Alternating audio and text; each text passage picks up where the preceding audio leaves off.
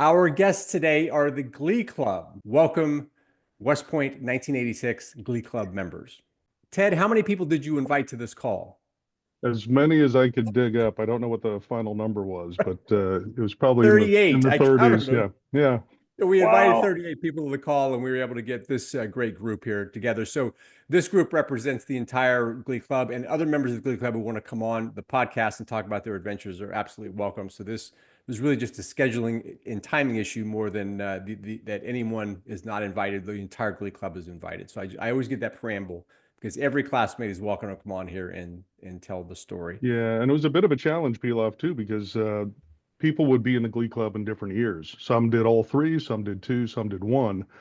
And so one treasure trove was finding a program from a Yuck concert we did at the Texas Shriners, so in the program they actually had the performers and their class, and I'm like, all right, oh, there's a name I don't haven't got an invite to. So I spent a lot of time on LinkedIn and Facebook trying to find contact information. So Right. and others helped out quite a bit as well. I know that we were finding the lost souls out there. So, but it's an interesting. People kind of came and went from the Glee Club. Yeah. So I'm going to lead it off with who still sings or in an organization, choir, whatever. Who still sings? Scott, what do you do? What's your singing, your current singing experience? Well, it's mostly jam session kind of stuff since I live in Appalachia. So it's kind of like old time bluegrass, Celtic. Nice. I do Okay. little covers of folk music, and then at Living History, it's whatever the era we're doing. I find music from that time and do it. And do you play an Um, instrument as well? Fiddle and guitar, Fiddle and guitar. badly. Yeah. All right. Who else raised their hand? Who still sings? That it? Just Scott? Not even in the shower. Don? I Come on now. I moved to the sound booth, but I sang in the choir at church for 15 years. And then Okay, I that voiced in counts. for 15 years. And I think Okay. Joe, you and I did a stint, right, with the Alumni Glee Club here in the DC area. Yeah, Ted and I were in the West Point Alumni Glee Club, which is right here in the DC area for a few years. And I actually moved to Spain for a year and dropped out and just didn't get back into it. But I think I would like to get back into it in the future. What is Yeah, the Alumni Glee Club for those of us who don't know the ins and outs of your organization? So let's see, Alan, class of like 60 something, Spalding, I think, Yeah. Alan, oh isn't it? gosh, I can't remember his name. I think he retired as a two-star. But he just got a bunch of grads together who were of all different classes who were in the DC area and kind of started this alumni glee club. It's still in It's still the there. West Point Society DC at the bottom of every newsletter, like, hey, if you want to sing, come join us. And Yeah, they do right. a lot But of they concerts. they do a great job. That's Yeah. why I stopped, is because they were serious. I'm like, I can't afford to go to practice and do this stuff. Their performance schedule was very active, and so I'm like, hey guys, I gotta bow out for a little while until I retire. Yeah, that was Uh, kind of my thing too. It's very active, and they're very, very good. And it's a big time commitment. And for people who are still working or, now playing with their grandkids or whatever, whenever they have free time and they're in town, it's just a big commitment. Okay, so let's take it to the next level. Who here passed their musical interest to their children? So who has singing children? Jerry, Aaron, talk about that. Jerry, what are you, how did that manifest? So, so Travis sings in his church choir, Okay. and actually, our youngest Matthew, he's a bass player, and that's his complete passion is the bass guitar, and so he played in a band from the time he was 10, and then just uh, as he graduated WashU, he was in the WashU jazz band, and but sang several different songs in his little rock band and whatever. But yeah, Travis is we as a matter of fact, before Travis's wedding, that Thursday evening there was a Christmas concert by their church choir, so we got to go see that also. And then what do you attribute to that too? Did you have music around the house? Was it how did that how do you think that became an interest for your kids? Uh, I don't ever You shy don't really away know. from singing. Yeah, I don't shy away from singing at church or whatever. And then also, you know, any, you know, on Brave Old Army team or whatever. But yeah, I mean, I think we definitely let them know we like music, and I still like to go see Broadway stuff. And Good for you. Hey, Jerry, let me ask you a question. I was laughing when you asked that, Pilaf, because no one's done it formally. My daughter's got a mean karaoke. She does a good Cher imitation. I found out at a recent karaoke for her birthday that my youngest actually sings a mean tune. But I was laughing because I'm curious about others. When the national anthem plays anywhere, like for me, often it's just at Nats games. Do you sing your voice part yes. from the Glee Club? Yeah. I'm the dork Yeah. who's sitting there singing the bass line as the So national anthem is playing. Absolutely. because I interesting. need somebody to blend with. I don't have Andy Bunn or Marco next to me, and I could sing along with whatever the tune they were carrying. I was just like I was making it up. Well, Watermelon, watermelon, watermelon. yeah.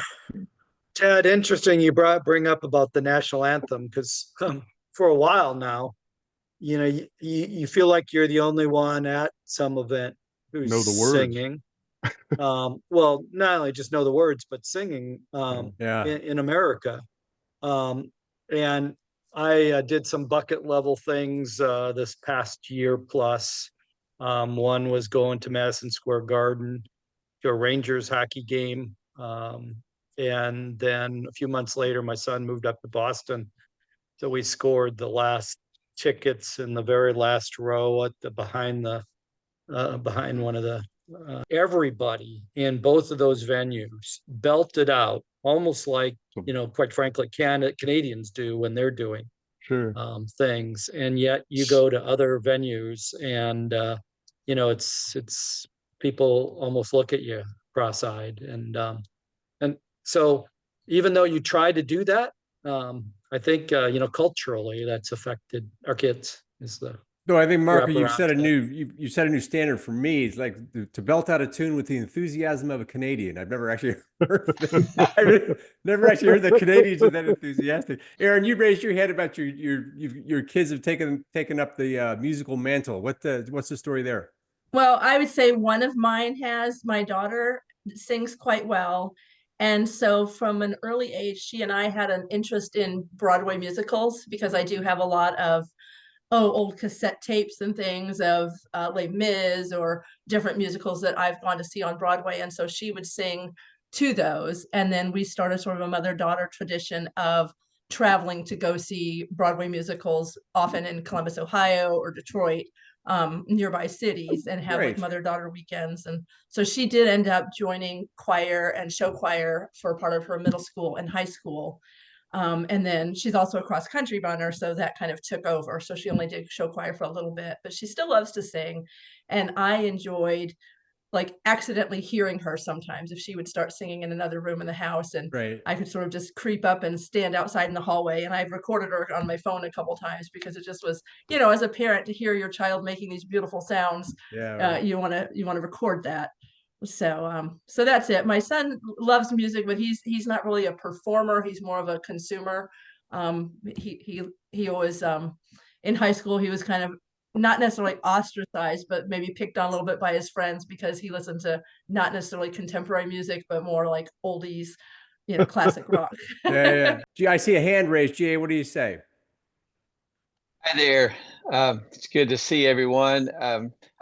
I'm a little rusty on my Zoom skills, so That's all I right. didn't chime in there on who still sings, but I also have a daughter who sings some. But if I can move the camera over here, I'll show you my Oh, wow. Wow. wall of instruments. I don't know if I can get this Oh, look at that. to show See. up. Got the saber there, cadet saber, and Nice then rack. Right? and then a wall of instruments, and there's amps down there that you probably can't see. But anyway, I need a wall. I still don't do have a some wall. I music gotta get a with wall. church.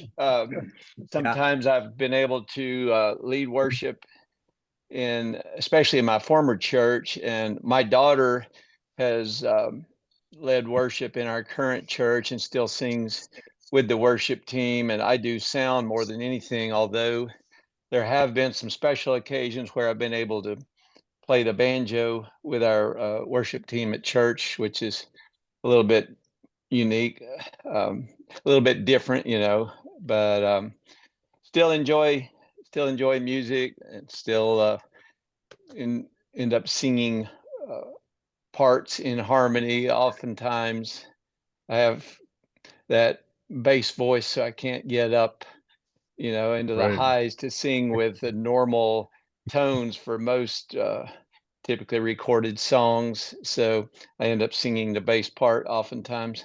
The print up there, but I got the Eagles over Oh, West yeah, Point yeah. hanging on the wall There here. you go. That's awesome. I think that was on one of our Christmas cards one time, that point of view. So Well, you might cool. have the best "I Love Me" wall ever. He's got West Point and all your musical instruments together. So Exactly. that's pretty impressive. I guess. So this is your standard Glee Club photo, right? This was Talk to for me about the how this was put together. well, it was just like any other Glee Club event. You pick a date and a time and hope to find one that's good. And then we had Kevin Talley was the secretary at the time, was a cow, and he did all the admin work. He's up in the top middle next to Kurt Bodiford. Kurt's on the right, and Kevin's on the left up there. And yeah, we were a great group for keeping track of stuff and kind of being at the right place at the right time in the right uniform. So it wasn't, once we pick a date and a time, it wasn't too hard to juggle getting people there. How many members of the class were in the Glee Club in this picture? All the firsties are in the front row, I think. Front row. Okay. Correct.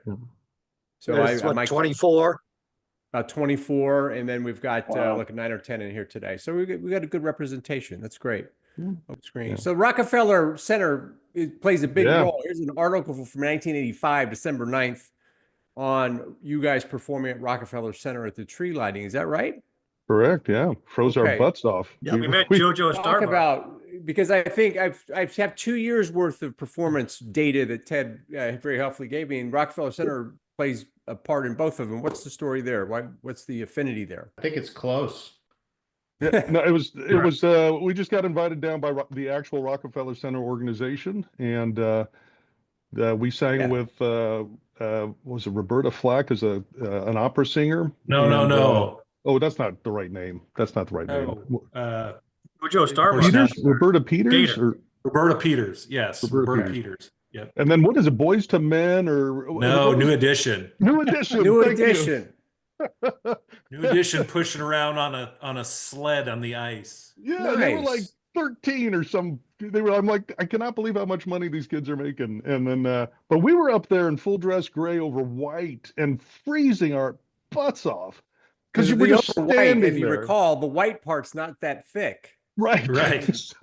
So our lower quarters were in hypothermia, and we're expected to sing to a huge crowd that was forming, but we had to form up so ridiculously early and rehearse early and all that good stuff. But yeah, Now, I was just this I a remember closed freezing my event, ass off. or did you just? How did that look? Was it like something people paid for the tickets for and things like that? No, it was No, it's open to televised. the whole city. Yeah, yeah. Go ahead, Gary. Televised. Yeah, I used to have the video, and actually I tried to get a guy from work a couple years ago, but it's just so jacked up. But oh yeah, it was televised, and Televised. the funny thing is, if you watch that whole thing and you get to see all the old commercials like with Flip Wilson and everything, it's pretty good. And But, Roberta yeah, Flack. it was- Didn't we go Roberta down to Peters. Roberta another Peters. year? Peters, opera singer, yeah. And she flubbed her line. She messed She up. did. She messed She up did. her verse. And as a professional, I'll give her credit. She just kept going. Right. Kept going. She goofed up her verse and kept going. Now there's a dynamic in some clubs that not everybody gets to go. How did it work with the Glee Club in terms of membership and who got to go on the trips? So the first 2 years, it was a come and go as you please. Yeah. It was we kept a large roster. I think when I was secretary, we had about 150 on the roster. And so it was pretty challenging to get a consistent performance out of it. So I pushed first a year to make it more of a set kind of club where if you're involved, you're involved, and you kind of had a 3 strike system. If you missed 3 rehearsals, you couldn't go to that particular trip Right. section because We're folks kind would of a cherry. traveling team who had rehearsed before ahead of time. Well, let's put it this way: if you wanted to go to Honolulu with us, you need to go to Podunk, Connecticut with us, right? If you want to go to Detroit and have a 48-ounce steak, you need to come to Podunk, New Jersey with us. So that's what we ended up. We re-auditioned everyone, and we went down to a much smaller roster. And the superintendent actually called me to task on that. I had to go talk to General Scott because we were his ambassadors, and he was very concerned about the headcount going down. And we had a good conversation about it. And for anyone affected by that amongst this group, I'm certainly sorry the re-auditions caused angst for a lot of folks. Some folks just were on to busier things, but it did in many ways it improved our performances. But anyway, that's an old. But I thought it was a 72-ounce steak. Yeah, Wasn't it? No, I thought- 48. they were big. That's all I remember. I remember that steak vividly. Oh, it's What was the huge. story all with the of our- They gave 48 us a ounce quart steak? of ice cream too after that. No, no, what- Right, what- and yeah, the hold on a large second. What was shrimp the- cocktail. Yeah, What's the story with the exactly. All the steak? fixings. That was as sophomores going to the 75th anniversary General Motors, and that was all our first trip on those turbo prop planes that were Yeah. acting like roller coasters the whole time. So who ate it all? Who ate the whole thing? Oh, I no. think I did. No. Who I think I fed you did. the steak? You got to bring us along here. Who We fed went you the to steak? Private It was club. a country club. Yeah. Yeah. Country club. And they gave But- each of you a 48 ounce steak? Yeah, but wasn't it like the Hunt Club? It was in the middle of the city, Yeah. but it was like Right. the Yeah. Detroit Hunt Club or something. Right. It was a really old industrial, rich guys club, and they brought us all in, and there was some sort of if you could eat the whole steak. I don't know. Did you get something? I don't remember, but I remember I was super motivated to You finish got a that tummy steak. ache. It was delicious. It was delicious. Real I quick, the one thing I remember about that trip was that's one of the first times I stayed with a sponsor family. Yeah. And I swear to you, they were serial killers. I was terrified. I was to the point where I wanted to move furniture in front of the door in the middle of the night just Oh, to make no. I made it through. It was You know. bizarre. Because they were going to get this, like, that was it. They were going to get a Glee Club member on their roster, right? Of cereals. We don't have one of those. But real Yeah, quick, but- back to Ted's point about the retryout. Yeah. Guy in our company, Phil Keller, good dude. Great guy. Really wasn't a great singer, but he was, as Ted was saying, he was one of those guys that was there all the time. He never missed anything. So Right. he basically became Ruth Ann's page turner and like carried her music and did a bunch of stuff and made sure pianos were set up and whatever. And that's what he did. And but he deserved the right to be there. Yeah, Yeah. because he put in the time, and that makes a did. lot of sense. Yeah, that Yeah. makes a lot of sense.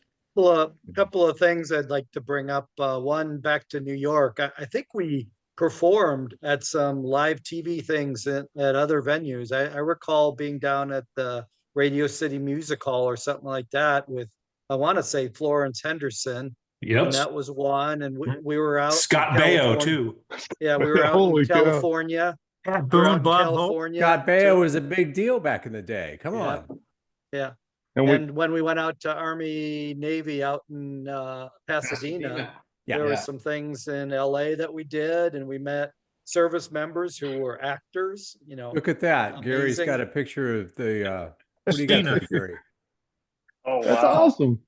And then the last thing I'd bring up is counter most of the time when linked up with families.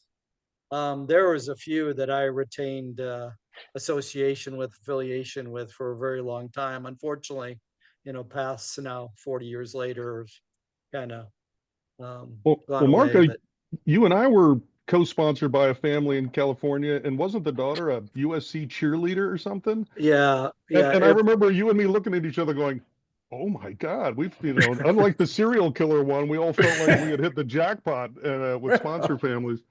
But It was a randomly distributed set of outcomes, and apparently you won on that one. Yeah. So real quick, also on Marco's point about that New York, it was a telethon or something like that. And Oh, that's right. Cosby let us, after we rehearsed, he let us go to a bar and we all got pretty lit. And we were actually pretty lit doing that darn telethon. Was in my group that got shots. Bill Murray bought Bill us Murray. shots. Yeah, Bill Murray. Remember that? Bill Murray bought you Yep. shots. I was with you, Gary. We were walking down the street. He was We were coming chasing across him. the street. Right. He gave us money and told us where to go and the bartender to talk to. That is It was awesome. what do you call it? An upside down margarita, whatever it was. They poured it in our throat, right down our throat. No cup, no glass. Right. One of the standard questions is, hey, Rod Sturdivant just joined. One of the standard questions is, were you a lighthearted partying group or more serious? And I think you're kind of answering that question. But I had to go Party. just kind of, what's the story here? Oh, that was the Texas trip. That was a blast. San Antonio, I think. Yes, look at Andy Bunn, Ted, Andy. Yeah. Who else is in The one with the gloves is our boss. By the way, I now know his middle name. No. So yes, when I went to Bill's while he was still alive, we did an honorarium for him or whatever at a local restaurant. I, by the way, wore a toga for that event. I gave a little speech wearing a toga. I'll have to see if I can send that picture to you all. When Bill passed away, I wrote to Ruth Ann. I go, can I now know his middle name? And she goes, it's Harry. So, and the importance of that, Pilaf, is whenever I would come up, or any of the presidents would come up and thank folks for it. It was William H. Cosby. His middle initial was H for Harry. But we would make up a new middle name for him every concert. So it was William Harley Cosby, because he was a big Harley driver one time. I called him William Habib. He actually told me that was his favorite. William Habib Cosby was his favorite joke middle name. But Bill right there, awesome guy. He was a very amazing musician, played a professional accordion, and I was like, yeah, professional accordion. You have to listen to a recording of his skill. He was amazing, and just I think he brought the best out of us musically and as people, because he related to us. He was the director of the Glee Club. Yeah. Okay. We had one semester where Ruth Ann Shemp's father, Colonel Shemp, came back because Bill went on sabbatical. And so he had been the former director that Bill had taken over from, and he was there for a semester with us as well. Explain. This is you on the right. Am I correct? I'm on the left, actually, tipping a beer. Giving up that beer. That's you on the left. Who's on the right hand side here holding? And I just assume this is a Glee Club or whatever. Of it looks like brandy and Cheetos. I think it was a firstie. I think that was one of the firsties. Right. Yeah. There's a lot. Yes, breakfast of champions. There's a lot to unpack in that photo. We'll just leave it at that. Well, we actually had a banner that I had made up that was so juvenile, but it was a Sigma Epsilon Chi, so it was supposed to be sex. But anyway, we had this banner over whatever barracks we were in, and I just remember it being a fun night. We had a lot of good camaraderie and a lot of funny, goofy stuff, and it was part of a very busy spring break tour that we had, because we'd been cooped up on buses from where did we start? I think we started in Texas and made our way. We went to Tallahassee. That's sophomore year, though. Yeah, Patty O'Brien's. You're right. We went to Patty O'Brien's, then we went to Florida. Patty O'Brien's was kind of a fun night. We bought a lot of drinks that night. Yeah. So, and we made a rule. What's the rule? Sorry, we made a rule on that trip that you couldn't drink anything of a higher quality than Budweiser. So when we were at Homestead in the pool, I can't remember what swill we were drinking. It was not good. Sounds like somebody was hanging out with the 150-pound football team too much. Wherever you get that idea. What was the beer that we got in New Orleans? Because I remember that was crap. I remember Jack's beer. Jack's JAX was the local beer, and it wasn't all that great. Yeah, I've got a picture from that trip. We had those hurricanes. We all had hurricane, and then got on the bus. Us.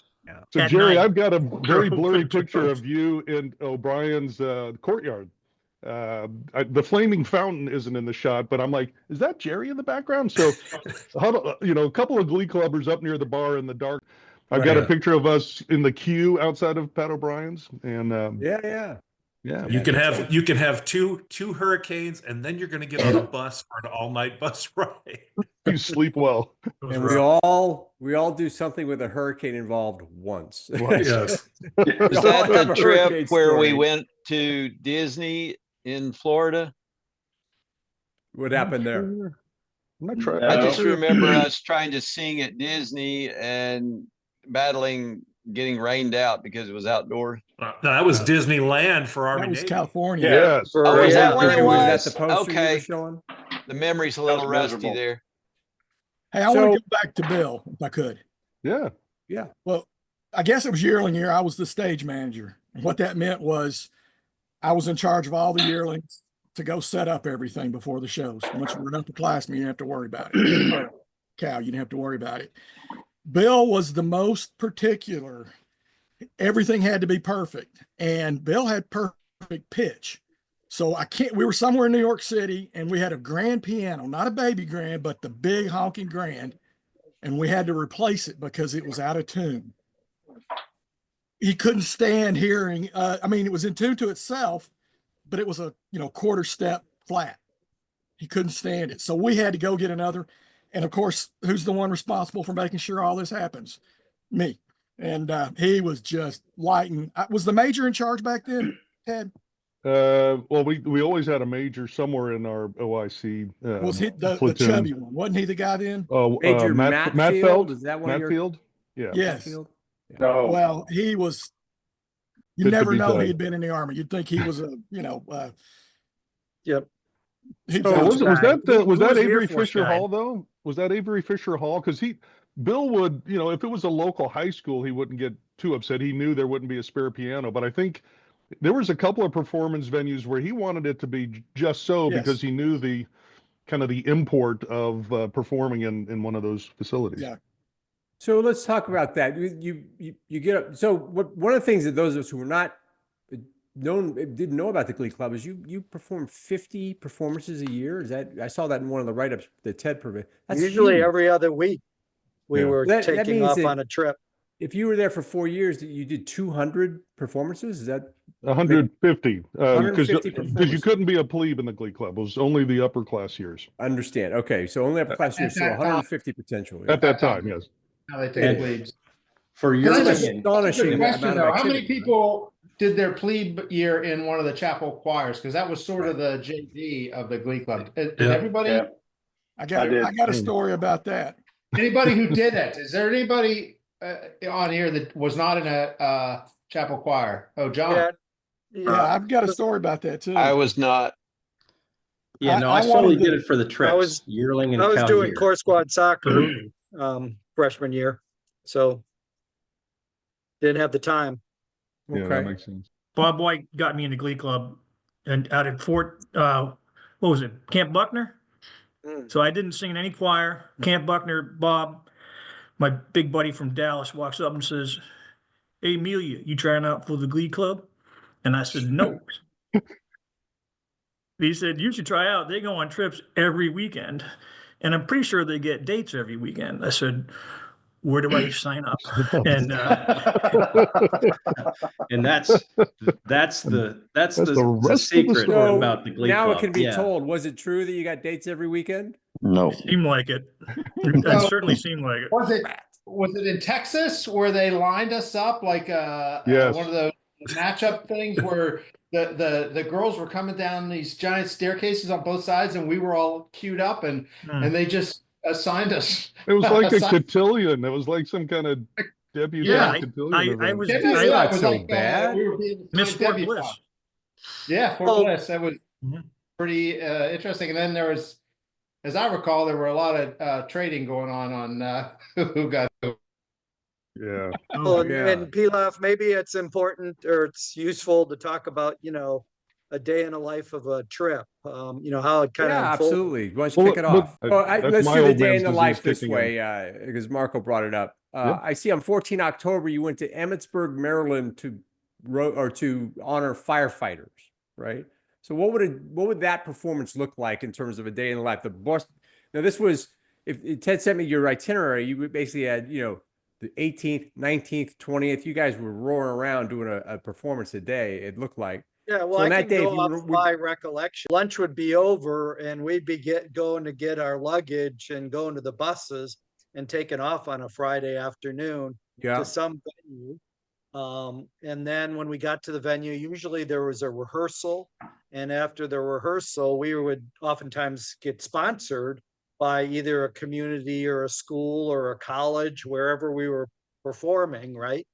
And we would get paired up. They'd call your name and they'd call some sponsor's name, and maybe a couple, 2, 3 of us would go with a sponsor, and it would be interesting who the sponsor sent to pick you up. Their age kids or mom and dad or whatever, and depending on where you went, and then you went oftentimes or in the dinner, case if I of the recall. serial killer, the hatchet man, right? That's man.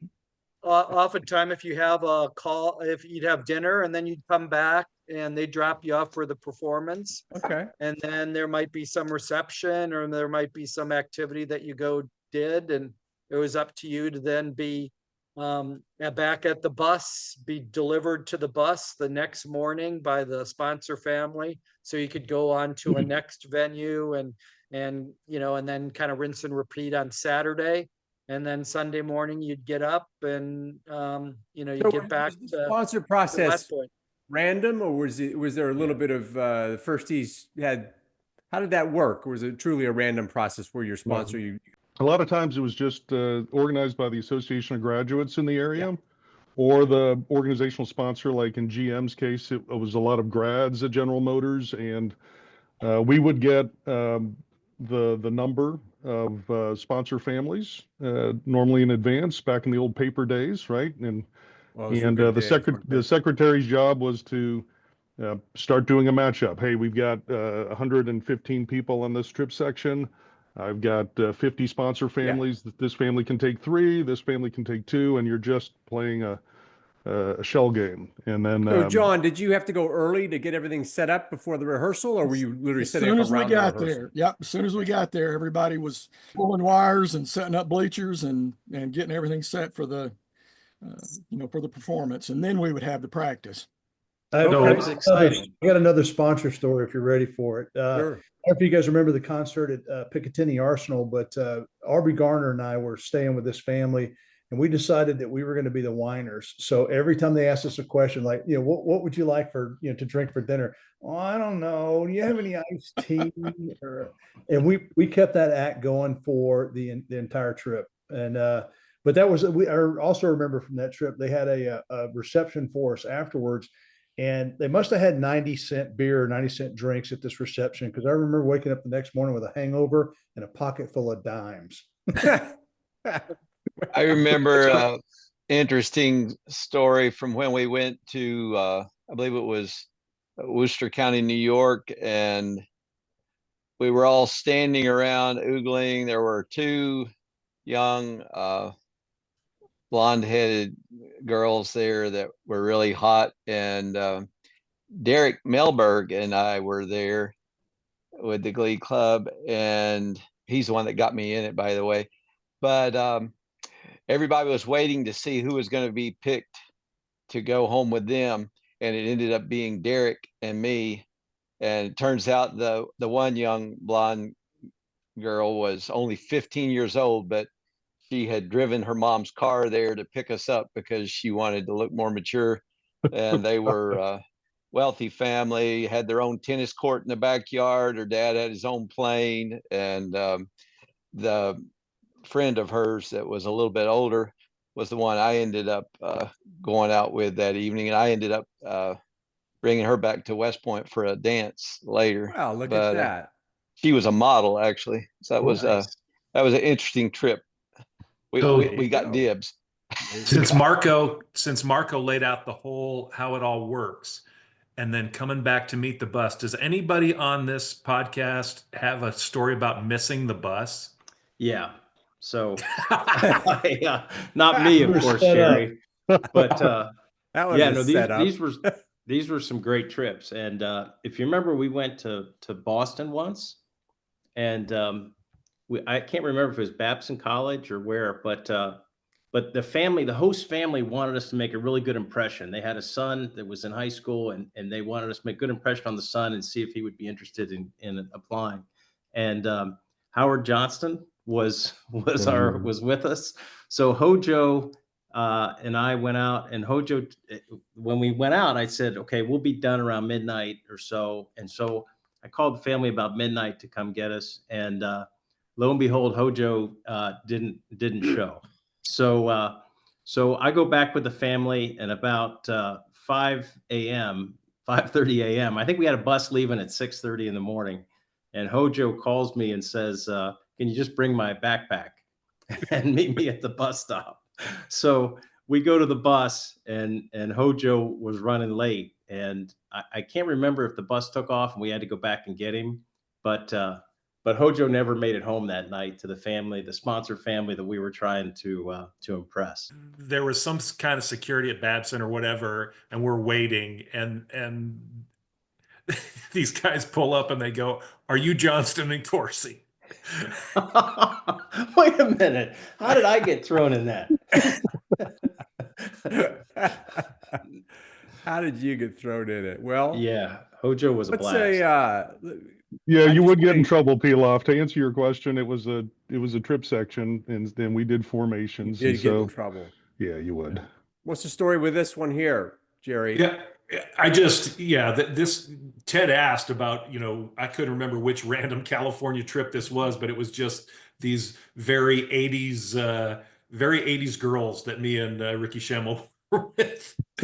But yeah, it was right before we had to get on the bus. We went out and hit the beach and did the boardwalk thing out there or whatever, and took It all was these the pictures. 80s. Yeah. Yes. Well, I've even got pictures of us body surfing. I just didn't know who was in the surf, but probably right near where the fires were. We had a trip, and my sponsor had a place like literally on the beach. So we were out there, probably during the gloom period at West Point. We're On the enjoying the beach. California sunshine. Which trip? And that's spring break, he senior was year. class, Is that Ralph yeah, Thompson? class of Ralph Thompson, 65. yeah. His So class that's of 65. His wife was named Rose, and his daughter was named Rosebud. Nice. He had Okay. a son too, and they were That's- living in Laguna Hills or something you like go. that.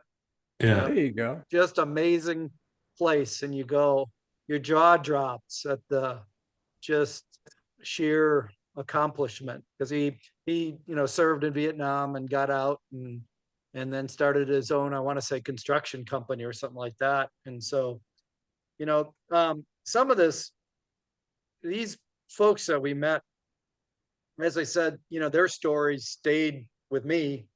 Sometimes, you tried to keep up, been less good at doing that, but just really tided you. I mean, for me, it was always about tiding me over on the whole West Point experience, because that allowed me to get to the next exam and the next term end Sure.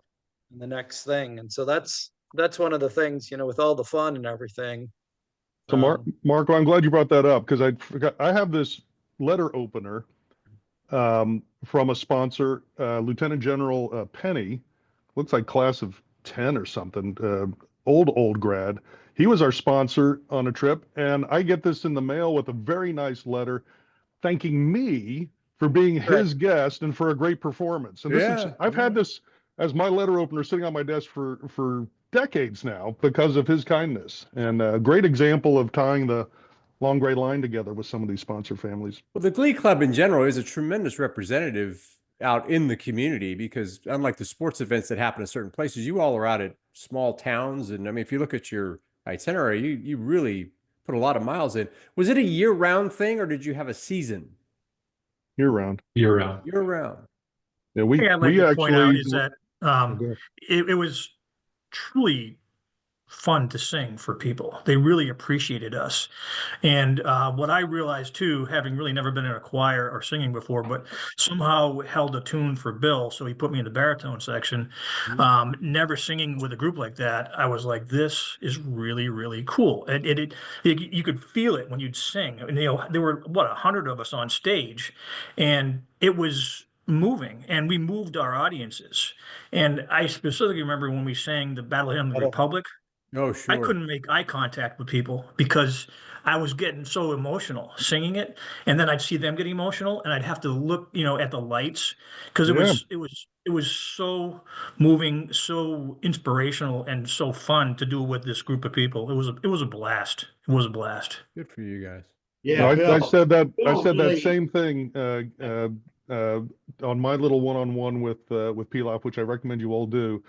But Battle Hymn of the Republic for me are some of my fondest memories, especially that bridge, right, where you go in the beauty of the lilies, and like everything gets quiet, and Bill was all about dynamics, right? The louds don't impress unless you also go quiet, and I have so many fond memories of singing with you guys and gals. When we would hit it, it was no sensation quite feels the same way when you're hitting that magical chord. When you're hitting that note, it's just amazing feeling to be on the other end of it. Go ahead, Joe. Battle Hymn of the Republic Pasadena. was one of the best. It was.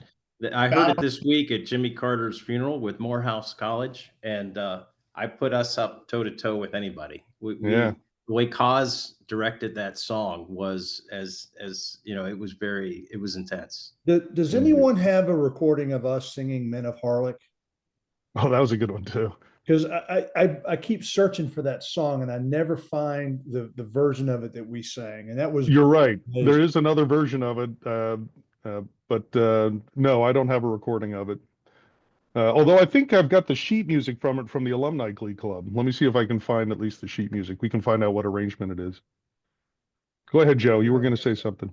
Oh, I was just going to say that Bill, the way we did the Battle Hymn was just so impressive, and the core was another one of my favorites. I thought we just did that one so precisely, and maybe one of the best.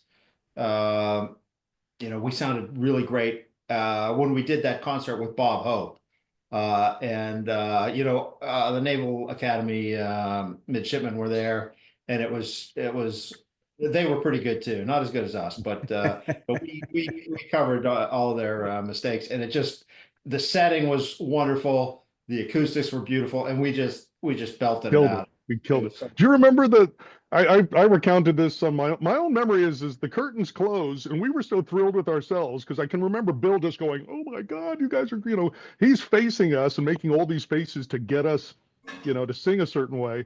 And then the curtains close, and we're all just high-fiving and, oh yeah, awesome. And Navy's sitting in the wings, right? They're behind us waiting to come on the risers.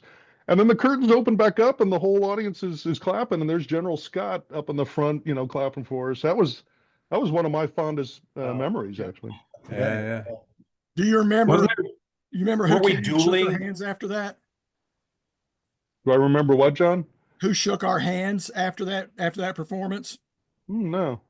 I tell everybody I shook Moses's hand because Oh yeah. Charles Nesta. But that was the USO performance. That was the USO. Oh, that Connie wasn't Bob's.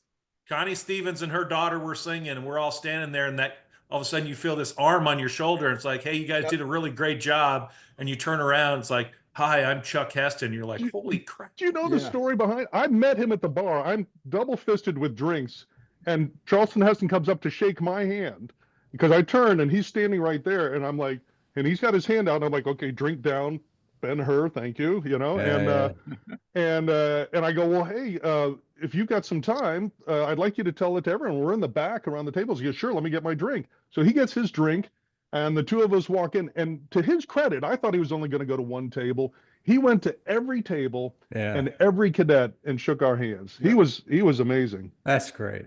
Wasn't there a song in the Bob Hope concert that we didn't know the words? Yes. We were all singing Watermelon. Sprung it on us. What was it? What was the song?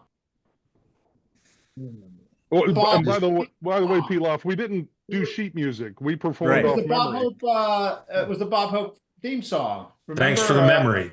Yeah. Yeah, you yeah, remember? right. And And they had you couldn't all- remember what. We were too young at the time to know the words by heart.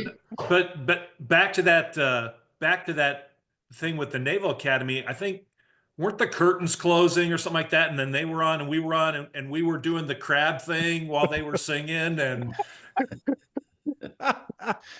It was a Hey, competition.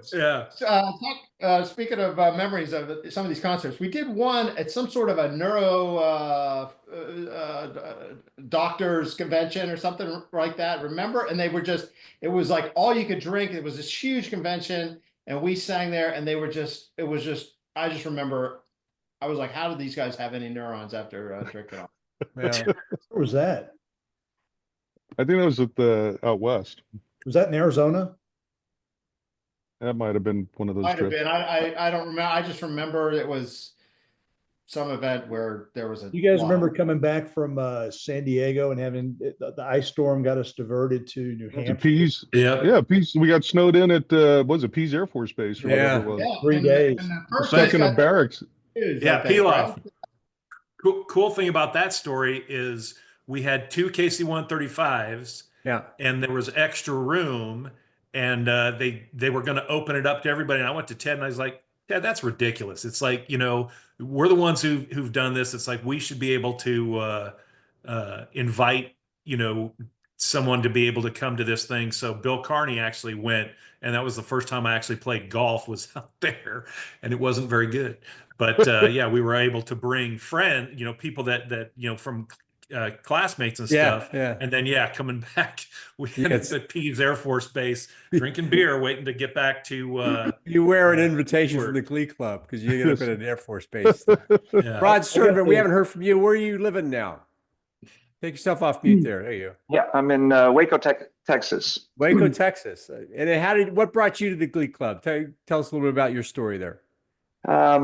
I think the same as others. I Yeah. sang in the chapel choir, liked to sing, and the Glee Club offered trips. So Isn't that funny? sure, that was, yeah. So very much.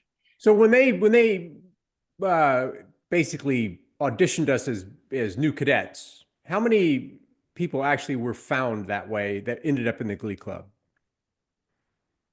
Do you remember that? They all Polish. They made us all sing, right? And you all have to try to sing. You recall At that? our time, you didn't go right in the Glee Club. You went into chapel. Chapel choir. Did they push you to the chapel choir, one Yeah. of the choirs, I was then in the Catholic Glee? chapel choir with Ted and Jerry and a bunch of these guys, and then I think a lot of the Glee Club people came from the chapel choirs, and then there were obviously some other folks who they had auditions every year, right? So did you guys go down and recruit from the chapel choirs? Did you go listen in and try to find talent, or it was more a volunteer from that point?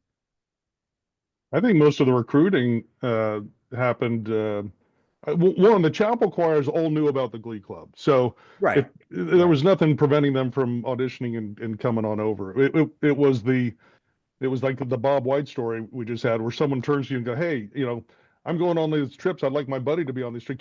Can you carry a tune?" Yeah, I think so. Well, come on, audition for the Got it. club, and you Got it. and you Okay. get to travel together. Yeah. My story was a little different. I don't know if you recall, I got pulled out into the area as a plebe to play my banjo with some upperclassmen accompanying on the guitar and banjo. And then when they were doing auditions at Buckner, because I had the skills on the banjo, they just ushered me right in, and I never even had to audition with the singing. They just, had me sing a couple notes and said, "You're bass." And there I was. But I only stayed in for the 1 year and missed a lot of the excitement that you guys got to go through. But it was a busy environment, as we all know. So we had plenty of things to occupy our time and give us challenges. How'd you guys keep your studies up with all the travel? I mean, those of us who didn't travel. Didn't. No. We had a lot of bus time. But if you look at my GPA, man, when I did like the dean's list and then a steady slope down to average. Yeah. But like I said on my interview, it was a 2.5 and it was all mine. It was all yours, right? The Air Defense Artillery thanks the Glee Club for filling its ranks. So Aaron, remind how the mixed company, that was mostly recruiting among peers, right? Some of the guys and gals would hey, come on over to the mixed company specialty group, right? Well, and I've been racking my brain trying to think of how I ended up in Glee Club. As you guys are all talking about these, recruiting stories, I'm like, when did I join Glee Club? What I do remember, well, two things I remember. One, the whole getting into Catholic cadet choir was a shock to me because I never sang in high school. And I had sort of a bad experience in 7th grade choir where the teacher acted like I couldn't sing and I thought I could, but Wow. they said I couldn't. So I remember being marched in and them saying, Protestants over here, Catholics over here, Protestants over here, Catholics over here. We're just like marching, pinging like plebes do. And going into the room, and it was the director of the Catholic cadet choir, and he'd say, "Sing happy birthday." And I was like, "Sir, yes, sir, sir, sir." I was like, "Sir," and there's like, "Stop calling me sir." I'm like, "Yes, sir." Because we were so indoctrinated at that point. And he's like, "Sing happy birthday." And I'm like, "Excuse me? Like what?" I had no idea what was happening. And so I sang, and I remember getting the invitation to join the Catholic cadet choir at some point. And I was terrified for like the first several meetings because I thought, okay, they mixed me up with somebody else because I can't sing. And I've been told this, I was told this by a choir, director back in 7th grade. And it turns out I was actually pretty good.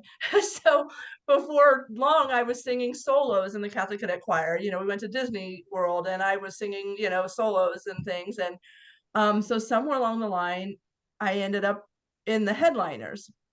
And so back then, women weren't really allowed to be in the main Glee Club. And so that's something I'm really excited to see is different now because I'm a little jealous listening to all of your stories of camaraderie because even when I was in the Glee Club as a headliner, I wasn't really in the Glee Club. Does that make sense?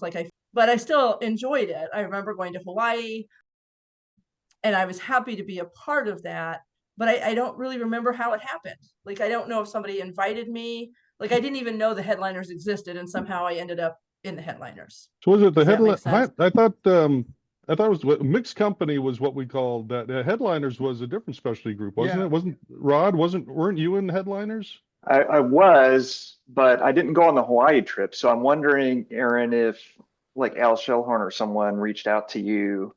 Yeah, bring I you in for that really trip. have. I think I can't remember that. I just remember I was an upperclassman, and I remember being surprised to hear that there was a group that had women in it because I knew there weren't women in the Glee Club.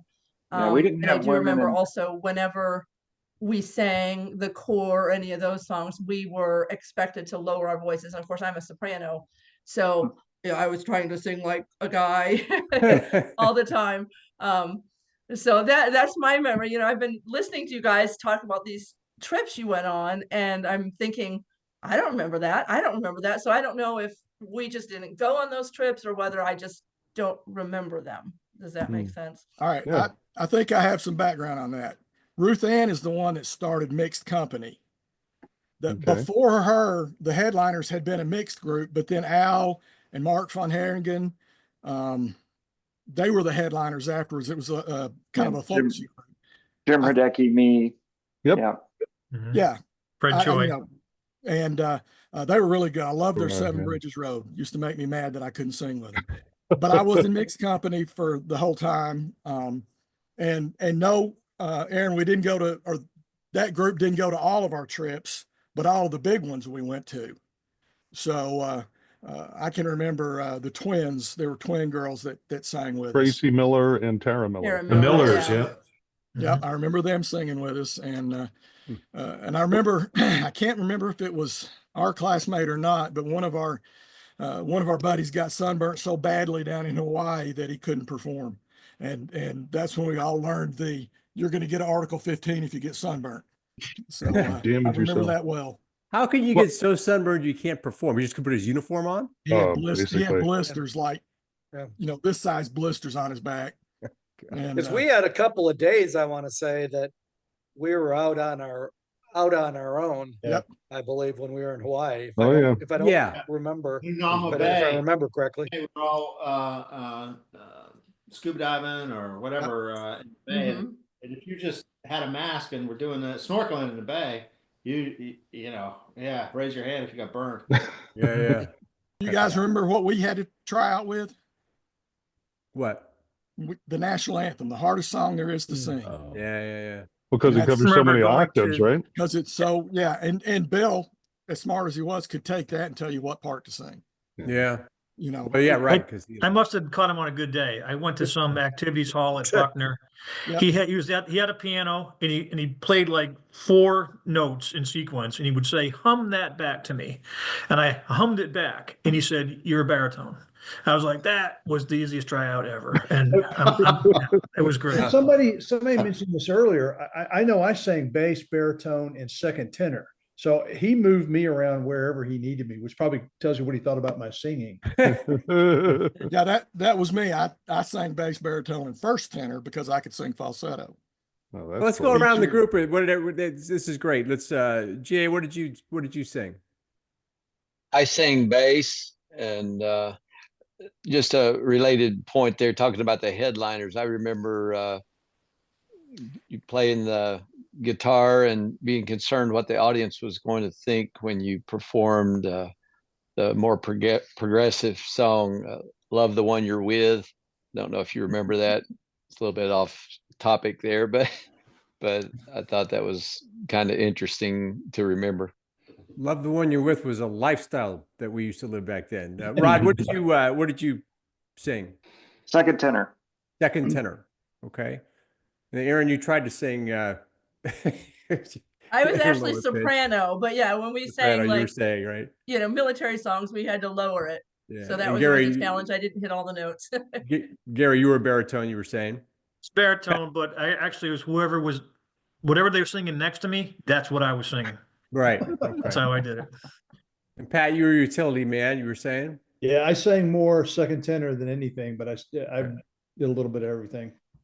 And Marco? Second tenor, and glad to be able to hit that that level. I think that of all required the least skill in my mind, because it was a common tune. It was Wasn't that the primary melody lines. a lot of times? Yeah. I'm sorry. Yeah, it was the Wasn't melody. that the melody exactly. line most times? Yeah. Yeah, Okay. so you know you could stick with it, and I just remember, for some reason I remember auditions either early sophomore year, you know, yearling year in the not the auditorium, but the big on the second floor of Eisenhower Hall across from the entrance, in that big room that looks over The ballroom. Yeah, the ballroom. ballroom. Yeah, thank you. I just remember that, and I to this day don't know why I was accepted, but appreciative, because it really was a memorable thing that still recollect all these years. There you go. John, how about you? What did you sing? Yeah, I was a bass, and Bass. I don't recall the tryout. I think it was just yearling and cow year. I wanted to do the trips. I wanted to get out of the place, and I think they needed bass, because when I went to try out, similar to what year, I think he had an easy grade that day, and I got in. So, but the trips were fantastic, and some of the most fun times I had at the academy were with, you know, Kevin Lauder Young, Mike Lee, Dave Harmon, Jim Radecki. We had some great times. Here's an article with you and Dave Harmon on the front page of the Sparks. Reno. Now, can you explain Dave's glasses? Yeah, it's quite a look, huh? He was roaring there. So, you know, the whole process of getting a sponsor family is a little bit of a luck of the draw. Right. And this was an old grad who had a daughter about our age, and she was, you know, she was fairly attractive. And so Harmon and I, you know, fought for her interest that weekend in Reno. And, you know, Dave, with his farmer's charm, you know, won out with his Midwestern charm. And but that was. Did you ever think that the farmers don't get the girl? There you go. Literally, the farmer got the girl in that case. If you look at the caption, it said "singing for your supper." Yeah, I like that. Exactly how it felt like. Ted, what do you? I'm just going around the horn. Ted, what did you sing? I was a bass. Bass. Okay. But as I mentioned in my interview, I'm probably more naturally a baritone, but I was a utility guy for Bill on the bass end. And funny enough, a lot of my recollections are not of bass section, because we were all in our own group. My recollections is watching first and second tenors because they were across from me. So I can remember watching Rod and watching Gary and watching the first and second tenor. Jim Hradecki, it was Yeah. Doug they were right McDowell. across. So if I when a song got done, because you're looking at Bill when the performance is going on, but when it got done, you're kind of feeding off the reaction of your colleagues on the other side of the formation there. So Yeah.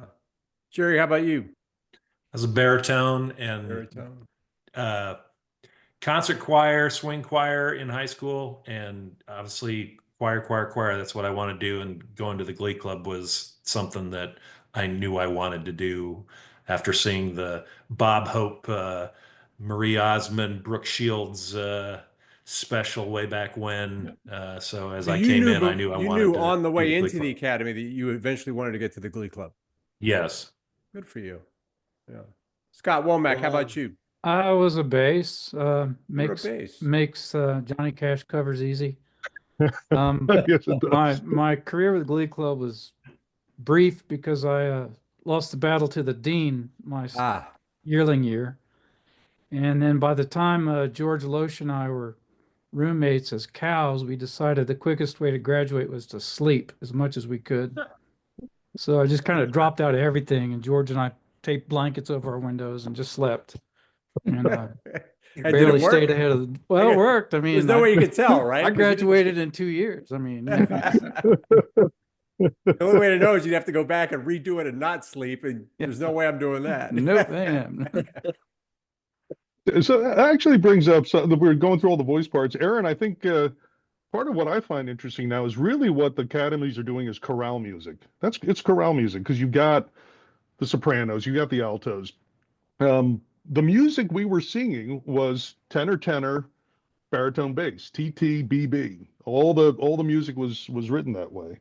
And I think that's what Glee Club music was at the time. So the male voice was the instrument, and happened traditionally just to be all male. And I'm proud to have been there during the evolution of the Glee Clubs to incorporating the women voice, that instrument, into our West Point kind of branding as ambassadors, right? Because if we didn't have the specialty groups during our era, we wouldn't have had the chorale music we have in the academies now. And I just real quick though, Ted, Jack Callahan's daughter, they came and they were here in Nebraska, and we had Claire and when man, I can't think of her name real quick, but Mercy Allen. We were their sponsors. Oh, cool. And then when we got to sing, it seems like it's 8-part on the alma mater, because I get up on the risers. I was like, "Where's the baritones?" I'm like, right over here. And so yeah, it was the same part. So it was really cool. That's cool that you've had a chance to do that with the Glee Club. I have not yet, and I look forward to the chance to doing what we used to do, is inviting the grads up and singing. Yeah. Let me ask a question to the group. I find this every time somebody finds out that I was in the Glee Club. I'm greeted with disbelief every time I tell somebody. And I don't know if it's if it's affected by the show Glee, and they picture me up dancing around and Sure. and singing tunes. And so I have to frame it for them what we did and how we did it. But I am met with nothing but disbelief when I say I was in the Glee Club. Maybe I just look like too much of a backwoods meathead. I don't know. But it doesn't. I generally don't get. Oh, that makes sense. You seem like you would be in the Glee Club. It's usually like you were in the Glee Club. I got outed by my classmates in Fulda, Germany. I was in the 11th ACR, and my first squadron run, which was about a 3 or 4 mile run, back in boots too. We were in boots doing this silliness. And I remember my troop commander, who was class of '83, a guy named Scott Ziegler, who was on the bayonet committee. He was my H1 guy. He was a first when I was a plebe. He was rough. He was a big barrel chest. He went to my when I retired from the military. He came up with his wife Tracy. He did a super amazing commander. But anyway, he goes, Cummings, I want you out there singing cadence. And I'm like, okay, sir. And I didn't know you're supposed to like hand it off, right? So I did the whole freaking run because I had plenty of cadences and I had a singing voice. So I'm up there, C130, C130, to every cadence I knew I sang. We finish and the squadron commander comes up, shakes my hand, and and my troop commander goes, "What the hell, Cummings? You didn't hand it off to anyone." I'm like, "You didn't tell me I had to hand it off." But next thing you know, I had probably 5 other classmates there in Fulda with me, and one of them narked me out as a Glee Clubber. And to your point, Gary, here you are in this combat aviation troop arena, and they're like, "You were in the Glee Club?" And I was like, "Yes, sir, I was in the Glee Club." So anyway. Hey, and my name was Ted. I had a double whammy. I was in the Glee Club, and my name Ted was a little bit derogatory at the time for geek. So I was full bore geek club on that one. Right. I mean, the notion of candy ass, quite frankly, until you tell them the trips you went on and the people you saw and what you got to do, and the inspiration you felt from it. Well, hanging out with Charlton Heston and the Bob Hope specials. Come on now, that's not a bad lifestyle, you guys. Or in the period of 1 week, you ski Lake Tahoe and lay on the beach in Hawaii. Right. We also sang for Rune Arledge's 50th anniversary or something. I got to meet and shake OJ's hand, talk to his wife, one of the prettiest ladies I ever saw in my life, and a whole bunch of other sports celebrities. That was a real special one for me, just because I'm a sports guru. Well, I didn't realize how big NFL players were till the sun got blocked. I was on to say we were in LA, and I'm standing out there in formation ready to sing, and suddenly there's this shadow, and I'm like, what the hell happened to the sun? And I look up, and I'm 6'2", and there's this dude probably 6'8". Mountain of a man, yeah. Like we were with pads on and everything. I'm like, good Lord, I'd hate to be hit by him. Yeah. Was there ever, we've talked about all your successes, was there ever a performance that went terribly wrong, that just like everything fell apart? Did that happen? Yes, we've had dud performances. I don't remember, exactly not from your skills, but just like the technology. That Bob Hope song where we didn't. There you go. We've covered it. The Bob Hope song. Yeah, we all sang right? To get through it. I think we all sang Watermelon. Exactly. Thanks for the memories. Yeah. We sang on a Sunday morning in a trip to a girls' school. Do you all remember that? Salve Regina, maybe? And then we had to get up the next morning and sing in like their chapel or something. Oh, wow. And they had to stay in the girls' school in the basement of the dorm. No, that was Hood College, wasn't it? I don't remember where it was, but then I just remember we had to get up and sing early in the morning, and it was rough. It was rough. Yeah, I think we fed off the audience a lot of times too. If the audience was kind of getting into it, we were getting into 50 shows, you can't have them all be perfect, obviously, right? No, yeah, we probably had some dud shows, but for the most part, I'd say our worst show was probably a B performance as opposed to an A performance, but we normally brought it. We were a pretty professional group. Yeah. And then what Ted talked about on the Christmas tree lighting, I mean, all of us, when she did not hold that note correctly, and we're all like, what? Yeah. Come on, lady. Yeah. You're a pro. What's going on You're here? a pro. So I got to go down to her house. Part of the rehearsal is Bill Cosby, myself, and the OIC drove down to her very posh house, and I want to say like Bronxville, and to go through the arrangement and to talk about where we come in and where they come in, and when you're next to a professional opera singer, like right next to one, and they're holding back, you're like, wow, that's a voice, That's like when we played with the University Glee Club in New York City. All these adult male voices are surrounding, and you're still a young man and maybe 19, 20 years old, and you're around a grown-ass man who's like 58 and has a real bass, because all the bass I'm like sitting there going, oh, that's where my voice is going to go, because right now I'm not hitting the same notes that person's hitting. So it was pretty interesting. Well, here's a photo of, I think, your last performance, right? Yeah, the graduation concert. What was that like, ended it up?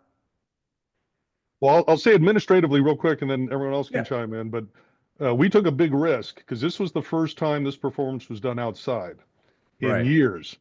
because of the weather risk. And I will tell you, as part of the staff, we were very happy when the Air Force forecast the day before indicated that we were a go. But that put a big burden on folks like John Green and the Cows, because the Cows really helped make this performance happen, to get a piano up there, get the mics set up in the amphitheater. But I was thrilled that the weather was, and I'm not exaggerating, it was glorious that night. It was, all of my family and friends talk about how amazing the venue was, and then how amazing the weather was, and the music was. Who knows? I felt like we were on that night. But anyway, everyone else's memories, I'm curious. Ted, the bigger risk was I've been singing in choir since I was in the 7th grade, and that was the first and only time I ever had a solo, was that night. So I had just gotten off the area, and I wasn't even supposed to be there. Went to the comms reception, and I'm a firstie private, and he's like, where's your rank? This is my rank. And then for whatever reason, my TAC was being a kind of a jerk, and I was still on RoomCon even though I was done with my tours. But so the fourth reg comms reception was obviously after the second reg. So the president of the Glee Club, Ted Cummings, goes and talks to General Boylan, and hey, how's it going, Ted? Because Terry was in your company, Terry was right? in my company. Yep, she was a friend. Yeah, so he knew him really well, and everything okay for tonight? And Ted said, no, our vice president can't sing, and why can't he sing? And he told him, and so there I am sitting in RoomCon, and the TAC comes into me and he says, well, I guess you can sing tonight, because I knew Ted was going to do this. It's like, and then you're going to have a very short career and all this other stuff. It's like, no, you're just being a jerk. But yeah, I was able to sing that night. Yeah. So he says you can sing, he threatens you on top of it, just to really. And where are you? Are you in this photo? He is. Yeah, I'm third from the left, front row. Yeah. Okay. And is everybody on the call in this photo in some capacity? Yep. I think I'm right. Singing into John's ear. So Gary's dead in the middle. Right next to Andy. Having fun, Andy Bud. Yeah. Andy and Vaughn. Yeah. Poor Mark Von Ehringen, big old shocking blonde head of hair, was never able to blend into the formation of singers. And but what a righteous dude. I have so many fond memories of Al Shellhorn and Vaughn and so many others, Jim Hrdecki. As I was saying, I remember feeding off of Jim's excitement on the other end of the formation there, as we would make faces at each other for, ooh, that was a sour note, or ooh, that was good. We had a lot of fun. And that actually, it sounds corny to say, and it is corny to say, but the motto of the Glee Club is, no fun without music, no music without fun. Right. We did manage, I think, to keep a good balance in executing the music, but also, as you can tell from this conversation, having a lot of fun. Absolutely. I want to thank all of you for coming on here. I sincerely hope this is the first of many times you all get together, and we should figure out more creative ways to have you all do things for the class, because ultimately this is about bringing the class back together. And it's our time now, as we all retire, to come back together. So you're the first club that isn't sports or a company that we've brought together, because the Glee Club really was more than just a singing group. It was our ambassadors out into the world. And so what a fantastic group. And this worked really well. And I appreciate everybody taking the time on a Saturday to come together and telling the stories of the Glee Club. Thank you, Thanks Paul, for doing this. Thanks, Paul. Yeah, love you guys. Yeah. Thank you. Take care. Hey, good to see you on camera there, Bob. Hey, I just figured out how to turn it on. Thank you for listening to this episode of the Courage Never Quits podcast, where any member of the class of 1986 who is willing to tell their story will be a guest. To get the word out and stay up to date on the latest episodes, hit the like and subscribe button. With over 900 living graduates, we have a lot of stories to tell, and you don't want to miss any of them. We'll see you in the next episode.